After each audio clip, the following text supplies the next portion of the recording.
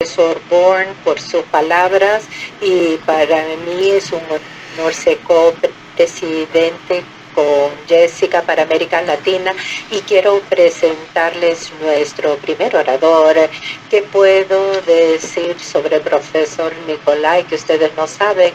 Él es profesor en King's College, es director de la parte fetal y ha enseñado durante mucho tiempo muchos fellows de América Latina. Y es un gran placer recibirlo en nuestro primer simposio internacional para América Latina. Y bueno, y sin más preámbulos, el profesor Nicolai va a hablar sobre predicción y prevención de preeclampsia. Muchas gracias, profesor Kipros, por estar aquí. Bueno, bienvenidos latinoamericanos como mediterráneo. Me siento muy cercano a las personas de América Latina y gran parte del trabajo que vamos a presentar fue realizado por fellows investigadores brillantes que han trabajado en mi unidad y es un gran placer venir. Mis buenos amigos presidiendo esta sesión, Daniel Cafisi, pero también me enorgullezco y me siento muy feliz de haber sido invitado a participar de ese simposio internacional. Bueno, mi trabajo a principios de los 90 era cribado para anomalías cromosomales y esa historia llegó a una conclusión exitosa. En los últimos 20 años, mi trabajo se ha dedicado a la predicción y prevención de la preeclampsia y hasta cierto punto hemos tenido éxito en la predicción y hasta cierto punto en la prevención de la preeclampsia. Hay mucho que hacer aún todavía. Bueno, aquí tienen predicción y prevención de la preeclampsia. ¿Y por qué la preeclampsia es importante? Porque es muy común, entre 2 o 4% de embarazos globalmente son afectados. Causa muerte maternal, más de 46,000 al año, y también muertes fetales y de recién nacido, que sería más o menos 500,000 muertes todos los años. Ha habido una evolución en los criterios de diagnóstico de la preeclampsia que están resumidos en esa diapositiva. El diagnóstico tradicional veía hipertensión en la segunda mitad del embarazo junto con proteinuria. Sin embargo, últimamente han habido cambios que se introdujeron por el Colegio Americano de Obstetricia y Ginecología que muestran que hay que incluir proteinuria con evidencias de disfunción de órganos, como por ejemplo como resistencia a dolor de cabeza persistente, a medicamentos, edema pulmonar y eclampsia. También test laboratoriales que muestran disfunciones en el sistema hematológico con bajo conteo de plaquetas, disfunción en el sistema renal con alto nivel de creatinina y disfunción también en el sistema hepático con altos niveles de enzimas hepáticas. La Sociedad Internacional y su clasificación ahora ha incluido evidencia de disfunción uteroplacental, muerte fetal o crecimiento fetal con restricciones. Si uno presenta hipertensión y con muerte fetal, si uno tiene hipertensión y un pequeño bebé, eso es preeclampsia. En el reciente pasado también hay factores duogénicos que fueron incluidos. ¿Y qué significa? Si uno presenta hipertensión y más de 95% o bajo PLG, eso también TGR, eso es preeclampsia, eso es más controvertido, pero así han evolucionado las cosas. Pero ¿cuál es la consecuencia de todo eso? En el pasado, cuando era necesario proteinuria, un gran número de casos de preeclampsias eran iguales, pero ahora con la introducción de otros biomarcadores que pueden definir la preeclampsia, muchos de los casos quedan clasificados como hipertensión gestacional, como preeclampsia. Esos serían los antecedentes. Ahora, ¿cómo podemos hacer la predicción cuando la paciente ha desarrollado preeclampsia? El abordaje tradicional utilizando las directivas NICE en Estados Unidos es preguntarles a las mujeres una serie de preguntas, y si contestan las principales preguntas, que serían los factores de riesgo altos, son sí, automáticamente son clasificados de alto riesgo, preeclampsia previa, enfermedad renal crónica, hipertensión crónica, diabetes mellitus, SLA, si no. Uno tiene que hacer 5 preguntas adicionales, y si la respuesta a 2 de esas preguntas es sí, de los factores de riesgo moderado también son clasificadas. Una paciente de emplancia, primera embarazo, más de 40 años, índice de masa por arriba de 35 kilos, intervalo entre embarazos, un historial familiar de preeclampsia. Por lo tanto, es un método simple, no cuesta nada, demora solamente algunos minutos para hacer esas preguntas, y uno puede identificar una paciente de alto riesgo. Pero ¿cuán bueno es este método? Tan bueno como el cribado para síndrome Down en los 70, cuando el método de cribado era preguntarle la edad a las mujeres, que no era caro y el índice de detección era bajo. La predicción logrado por este método simple no es bueno. El índice de detección es 40%.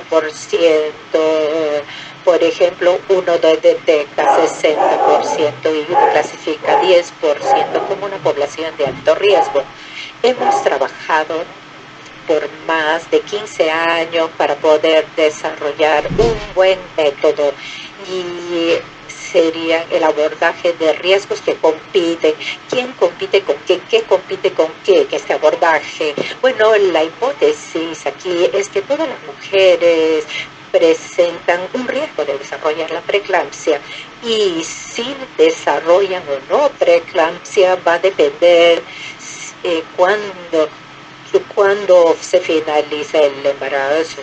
Si uno va a desarrollar preeclampsia a 38, y si uno va a tener, y uno tiene el parto en 37, uno no tiene preeclampsia, pero ¿cuál es la lógica aquí? La lógica aquí es que toda mujer tiene una distribución personalizada del riesgo de desarrollo de preeclampsia, y con esa distribución personalizada no le decimos a la mujer son de riesgo alto o bajo.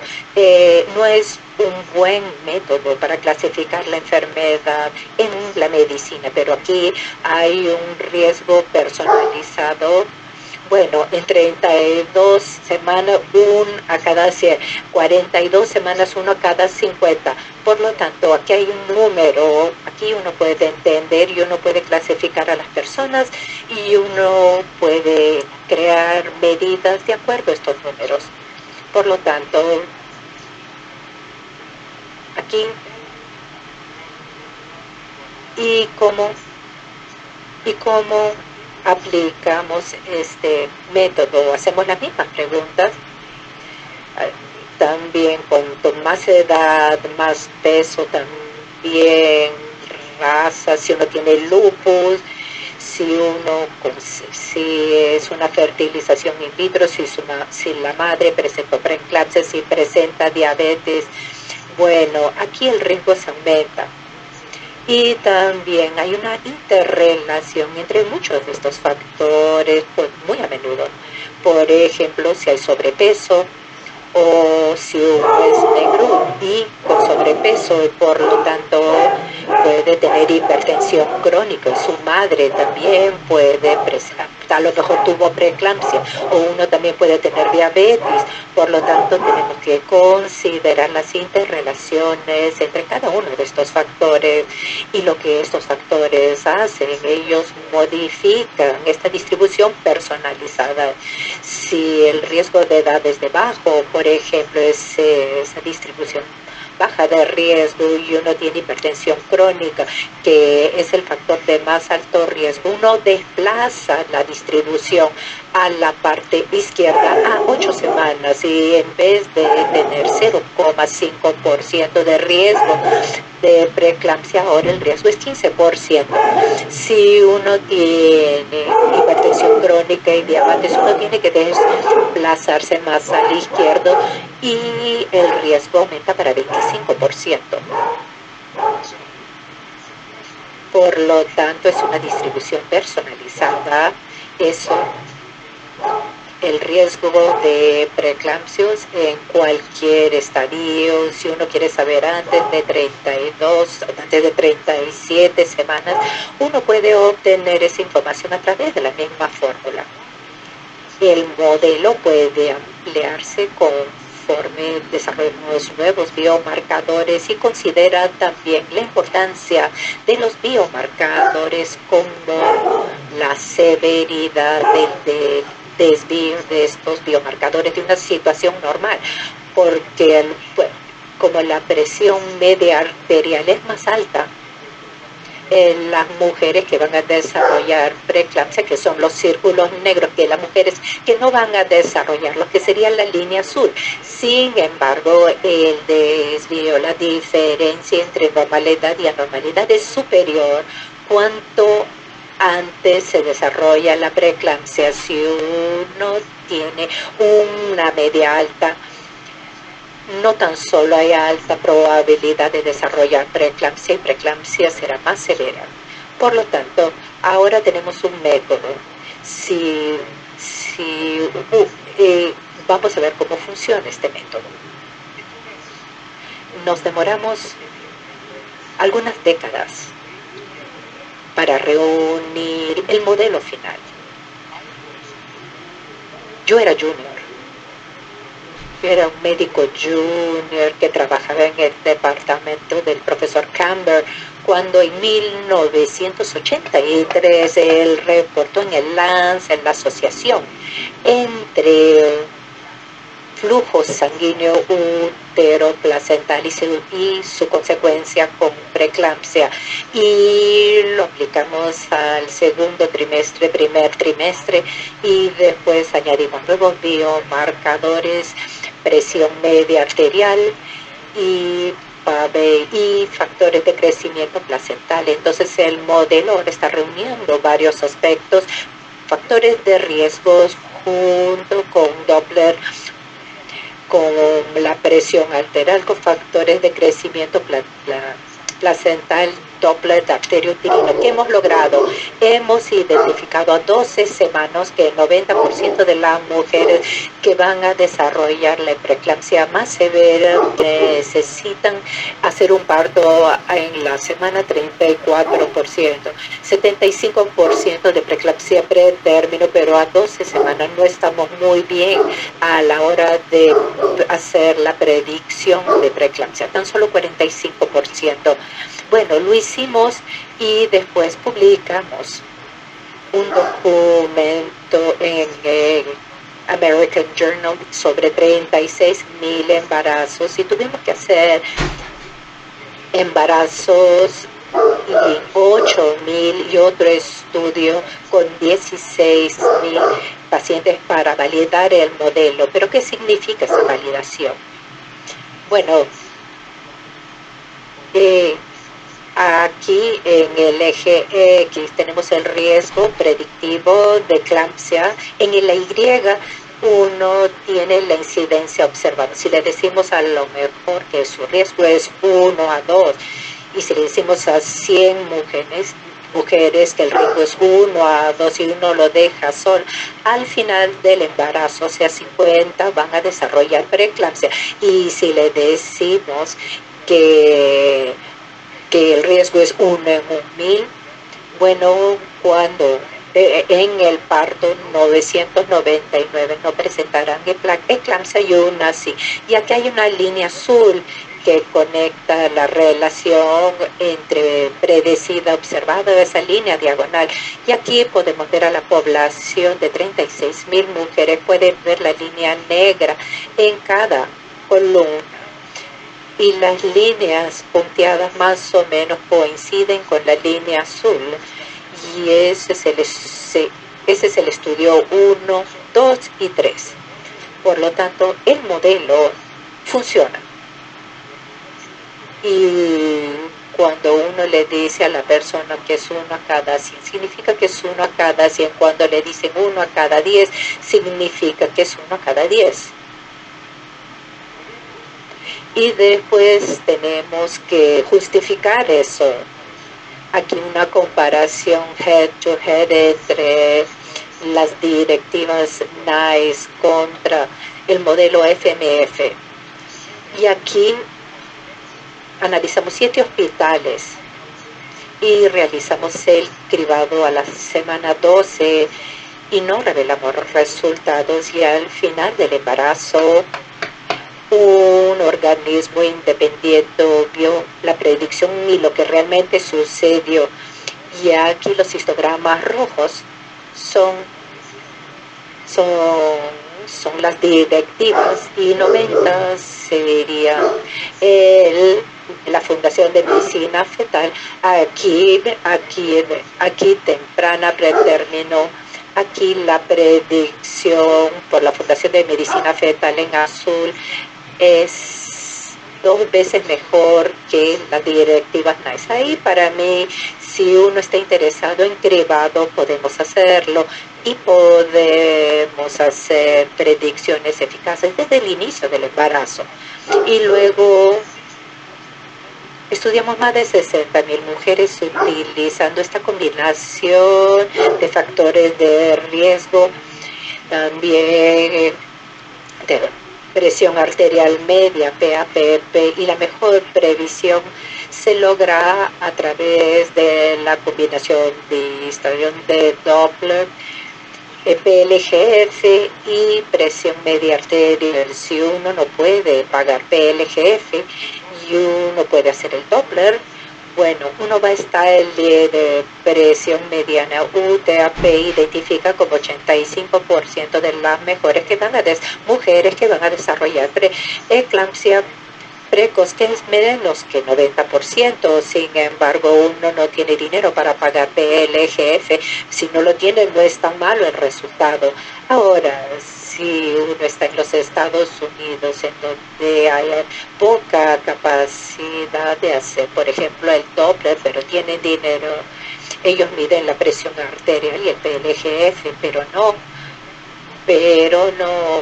el Doppler, el índice de detección es 80%.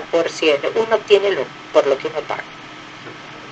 Y ahora vamos a analizar cuáles son marcadores útiles en diferentes estadios del embarazo. Y es una investigación que ha demorado 15 años, pero vamos a resumirlo en una diapositiva.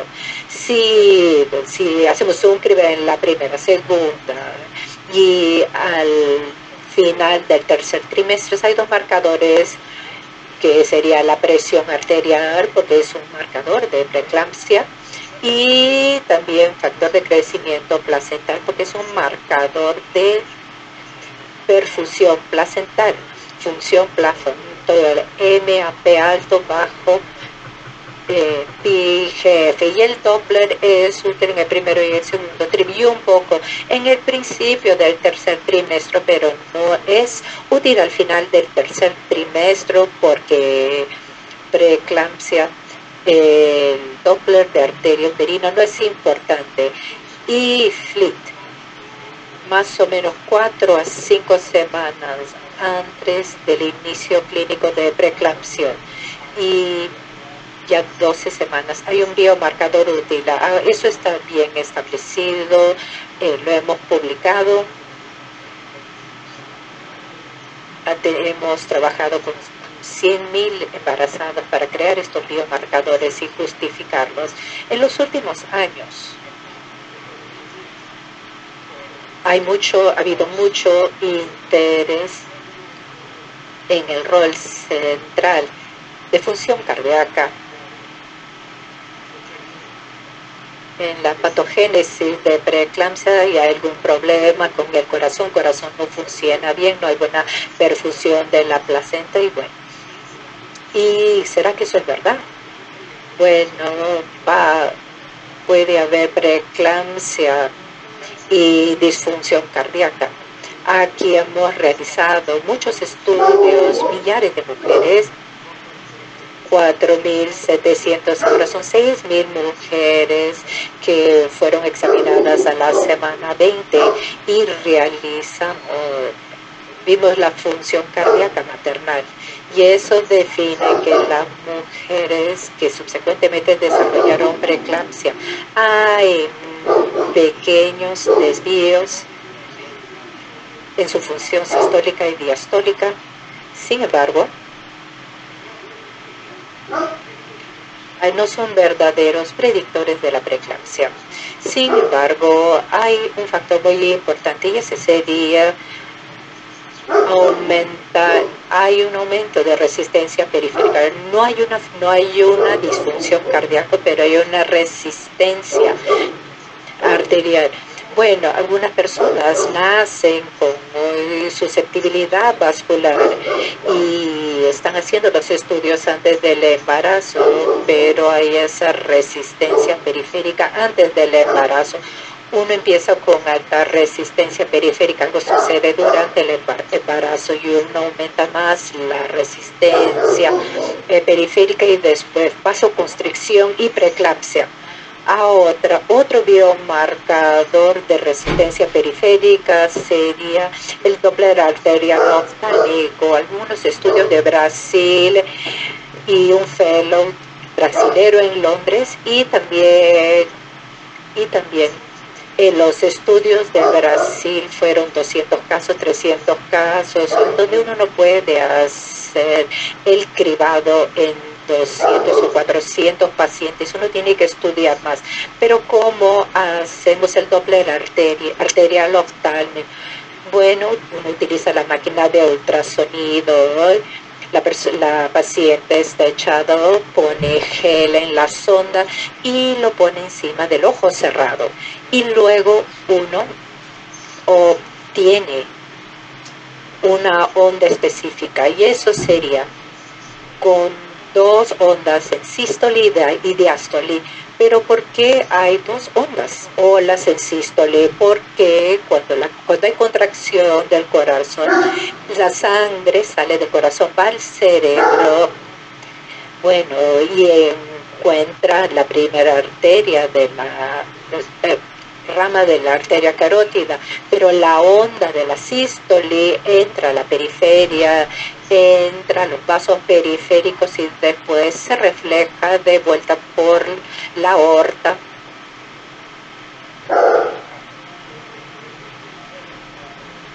La arteria carótida interna y eso le da la segunda onda. La segunda onda es un reflejo de la resistencia periférica. Para poder iniciar las mediciones tomaremos la segunda onda y la dividiremos por la primera y luego encontraremos la estandarización del índice de resistencia oftálmica. Y tenemos estudios también del embarazo en el primer trimestre, 3 en el segundo trimestre, 2 en la mitad del tercer trimestre y en cada etapa del embarazo hay mujeres que también desarrollan preeclampsia subsecuentemente y la línea azul son las mujeres que no tuvieron preeclampsia. Tenemos predictores de preeclampsia, entonces con este enfoque, con este abordaje, salvo que puede ser útil, tendremos entonces los datos clínicos al primer trimestre. En el segundo y tercer trimestre es probable, por lo tanto, y es algo que se puede medir biofísicamente. Si lo comparamos a este abordaje contra otros en la predicción de preeclampsia. Ahora, en la última parte de mi charla, quisiera enfocarme en la prevención de preeclampsia. Durante muchos años diferentes métodos se adoptaron, pero fallaron con la suplementación, actividad física, magnesio, vitamina C, nada funcionó, nada fue efectivo. Las dos cosas que fueron efectivas fueron calcio en diferentes países donde hay una baja dieta en calcio y baja entonces el índice de preeclampsia cuando inicia tempranamente en un 50% hasta un 50%, y países sin deficiencia de calcio, la dieta, bueno, no tiene impacto. Sin embargo, en países modernos como Inglaterra, muchas personas de la población, quizás más de la mitad de las personas, tienen deficiencia de calcio en la dieta, y entonces es algo que se debe tener en cuenta. Vienen, por ejemplo, tomando derivado de papas, de leche, y la población se hace más deficiente. Hay que enfocarnos en este campo. También realizamos un estudio utilizando el cribado, el tamizaje con 26,000 mujeres. Identificamos entonces la condición, le dimos aspirina entre 12 a 36 semanas y observamos una reducción del tipo de preeclampsia más grave en un 89%, preeclampsia antes de las 34 semanas, de las 37 semanas, con reducción importante para mí, en mi opinión. El caso de la preeclampsia temprana resulta, claro, en gran parte de estas cuestiones, y debemos también concentrarnos ahora en la preeclampsia a término. Y esto nos presenta un problema. El problema es el siguiente: las personas piensan que toda preeclampsia es importante, y la eclampsia es importante, pero la preeclampsia a pretérmino no lo es. Si no es así, podrá tener consecuencias severas para la madre y el bebé. Sin embargo, la proporción de pretérmino y término es, bueno, de 1 a 4. La contribución de preeclampsia a término es mucho más alta que la pretérmino, y entonces la contribución general en el desenlace es muy parecida para preeclampsia a término y pretérmino. El problema es que la única manera de identificar la alta proporción de mujeres que tendrán preeclampsia a término es hacer un tamizaje hasta las 6 semanas, a las 36 semanas. En mi opinión, en realidad, todas las mujeres deberían someterse a estos procedimientos en estos intervalos. Tenemos realmente el cribado para muchas cosas que debe incluir la preeclampsia a las 36 semanas. Tenemos entonces la presión FIT y TGF. Y tenemos este ensayo clínico grande con casi 30,000 personas. Identificamos también con este método, hicimos la randomización en el estudio 20 miligramos de pravastatina versus placebo, y nos frustramos mucho después de este mega estudio al encontrar que la pravastatina no previene preeclampsia tardía. Utilizamos estos datos con estas 30,000 mujeres para examinar también el DITT del modelo, como les expliqué, la predicción contra observación, y tenemos la validación del modelo original de predicción. Otra vez más, observamos que la mejor manera de hacer el tamizaje se basa en la historia, MAP, PICF, FLT, y no añadimos nada más con el Doppler en este momento. Y más, encontramos que al clasificar a las mujeres en muy alto riesgo, y una en 5, una en 3, una en 20, una en 6, una en 50, una en 21, vemos el riesgo de preeclampsia desciende y aumenta el riesgo relativo para hipertensión en el embarazo, para que el bebé nazca muy pequeño, la necesidad también neonatal, y el estudio que iniciaremos en los próximos 3 meses se enfocará en la estratificación de los embarazos en estos 5 grupos. Entonces utilizaremos nuestro modelo a las 36 semanas y entonces tendremos 35% de las mujeres su condición con parto hasta 37 semanas, 38, 39, 40, y también el manejo de las mujeres embarazadas. Calculamos que en este estudio debemos también reducir el índice de preeclampsia en un 50%. Y ahora, para culminar, les presento otro desafío que debemos investigar. Por muchos años hemos demostrado que podemos predecir y prevenir la preeclampsia también en gemelos, pero no tenemos evidencias de que el mismo abordaje se pueda usar en gemelos, en un único bebé sí, pero en este caso es 3 veces más alto que en un caso de un embarazo único. Tenemos también el parto, y para hacer una comparación verdadera y justa debemos comparar el riesgo antes de las 37 semanas, y al hacer eso el índice de preeclampsia pretérmino gemelos es 9 veces más alto que en los embarazos de un único bebé.